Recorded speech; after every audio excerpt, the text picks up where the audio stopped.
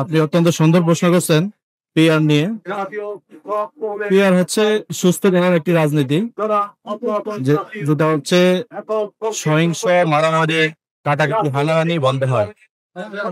PR হচ্ছে সারা বাংলাদেশে marker মধ্যে মানুষ ভোট দিবে, যে যত পার্সেন্ট ভোট পায় তার আনুপাতিক হারে সংসদে তার প্রতিনিধি যাবে। পিআরের আরো অনেক লাভ আছে, যেমন পেশি শক্তি ব্যবহার করা হবে না। যে একজন প্রার্থী সে 20 লাখ 20 কোটি 5 কোটি পর্যন্ত খরচ করে, কারণ পিআর হলে সে তো জানবে না যে আমাকে সংসদে দল পাঠাবে কিনা, তখন টাকার যে পেশি শক্তি এই শক্তিটা থাকবে না। আর যে চাঁদাবাজি অশ্লীলতা এগুলো আপনার পিআরের মাধ্যমে আপনার অনেকটা কমে আসবে।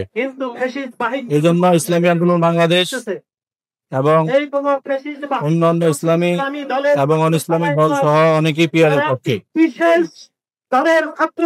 পিআর হলে এককভাবে কেউ সরকার গঠন করতে পারবে না, এখন ভারতের দুর্বল হবে। একাধিক সংগঠন একাধিক দলের লোক সংসদে যাবে, তাদের প্রত্যেকের মতামতের ভিত্তিতে সংসদ চলবে। যদি পিআর না হয়, আগের মাধ্যমে নির্বাচন হয়, তাহলে ফ্যাসিস্ট হাসিনার মতন আবার একক সরকার গঠন হবে। সে মনে করবে পুরা বাংলাদেশ আমার, আমি যেভাবে নির্বাচন হবে নিয়ন্ত্রণ করবো সেভাবে চলবে। তখন দেশের মধ্যে চুরি চিন্তায় ডাকাতি মারামারি হানাহানি গুণ ইত্যাদি, তখন সে আস্তে আস্তে তার মন্ত্রণালয়গুলো তার অধীনস্থ যতগুলো সেক্টর আছে সবগুলোকে সে নিজের নিয়ন্ত্রণে নিয়ে নেয়। এই জন্য সে ক্ষমতা ছাড়তে চায় না। স্থানীয় নির্বাচনগুলো সে তার নিয়ন্ত্রণে নিয়ে যায়।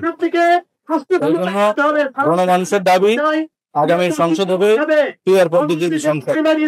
আগামীর সংসদ হবে গণমানুষের এবং সর্বস্তরের মানুষের সংসদে পরিণত হবে, ওই যে প্রত্যেকটা জনমানুষের আশা এবং আকাঙ্ক্ষা। আপনারা জানেন ইতিমধ্যে নির্বাচন কমিশন 100 পক্ষ নিয়ে পিআর সিস্টেম নির্বাচন করা আমাদের দাবি মেনে নিয়েছেন। আমাদের 100 পিআরের তারা ঘোষণা করে দিয়েছেন। আমরা চাচ্ছি না 100 নয়, তৃণমূল পর্যন্ত কোন আসনে পিআর সিস্টেম দিতে হবে আমাদের নির্বাচন। যদি পিআর সিস্টেম নির্বাচন হয়, প্রত্যেকটা ব্যক্তির অধিকার সংসদে যাবে। যেমন আপনারা জানেন বর্তমান প্রেক্ষাপট পরিস্থিতি নির্বাচন যেগুলো 54 বছরে হয়েছে, দেখা গেছে যে একটা প্রার্থী 1 লক্ষ ভোট পেয়েছে আর তার প্রতিপক্ষ 1 লক্ষ 1 ভোট পেয়েছেন। আপনারা জানেন ওই 1 লক্ষ 1 ভোট সে কি করছে, বিজয় হয়েছে। বরঞ্চ ওই 1 লক্ষ ভোট যিনি পাইছেন, তিনি সমর্থক পাইছেন, ওই ব্যক্তির কোনো অধিকার ছিল না, ওই ভোটের কোনো অধিকার ছিল না। ওই সমস্ত ব্যক্তিদেরকে কি করা হয়েছে, জুলুম অন্যায় অত্যাচার স্টিম রোলার চালানো হয়েছে জমিনে। এই জন্য ঈশ্বর চরমনায়ের নেতৃত্বে পিআরের দাবি উঠেছে, যদি পিআরের নির্বাচন হয় ওই 1 লক্ষ ভোটারও সেই অধিকার সংসদে যাবে। যিনি 1 লক্ষ 1 ভোট পেয়েছেন ওনারাও কি হবে, প্রতিনিধি সংসদে থাকবে।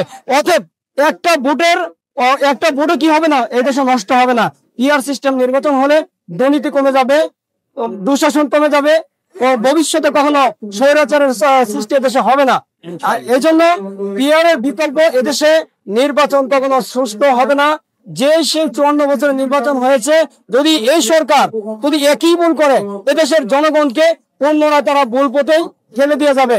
এই জন্য আমরা জোরালো দাবি জানাচ্ছি এবং আমরা এই সরকারের মাধ্যমে পিআরের দাবি ইনশাআল্লাহ আদায় করেই ছাড়বো। কারণ পিআর ছাড়া এদেশের মানুষের ভাগ্যের পরিবর্তন আসবে না। কারণ এদেশে যারা এসছে তারাই কি করছেন, জুলুম অন্যায় অত্যাচার করছেন। যার জন্য যদি প্রত্যেকটা দলের প্রতিনিধি যদি আপনার সংসদে থাকে, তাহলে এদেশে যে কেউ মাথায় তাড়াল করে খাইতে পারবে না। কেন খাইতে পারবে না? একজনে খাইতে গেলে আরেকজনকে কি করবে, ধরে ফেলবে। এই জন্য আমরা সকল প্রতিনিধি নিয়েই সংসদে ইনশাআল্লাহ এদেশের মানুষের ভাগ্যের পরিবর্তন করতে চাই। ইসলাম ক্ষমতা আনতে চাই। ইসলাম যদি ক্ষমতায় আসে এদেশের মানুষের ভাগ্যের পরিবর্তন হবে। অন্যথায় দলমত নির্বিশেষে কোন যে যত কথাই বলুক না কেন এদেশের মানুষের ভাগ্যের পরিবর্তন আসবে না, আসবে না, আসবে না। এই জন্য আমরা অতীতে বহুত দল দেখেছি, আমরা সোনার বাংলা দেখেছি, আমরা ডিজিটাল বাংলা দেখেছি, আমরা এখন দেখতে চাই ইসলামের বাংলা। আমরা সামনে ইনশাআল্লাহ ইসলামের বাংলাকে বিজয় করব। এদেশের মানুষের প্রত্যেকটা, শুধু মুসলমান নয়, প্রত্যেকটা জাতিক অধিকার, নৈতিক অধিকার আমরা ফিরে দিতে চাই। ইসলামই একমাত্র পারে, ইসলামই একমাত্র পারবে। অতীত ইসলাম সেই আপনার দেখাইছেন, যেটা ইসলামের মাধ্যমে শান্তি ফিরে আনা সম্ভব। সর্বশেষ যে কথাই বলতে চাই, তারা এই কথা বলেন যে ইসলাম ব্যতীত এদেশে শান্তি আসবে। যেরকম নাকি আপনার ইসলাম যদি না থাকে দেশে, শান্তির যারা যে কোনো ধর্মের ব্যক্তি শান্তির আশা করবে তারা স্বর্গে বসবাস করতেছে। কেননা ইসলামই একমাত্র দেশে শান্তির অধিকার রাখে। ইসলাম ব্যতীত শান্তি দেশে আসবে না।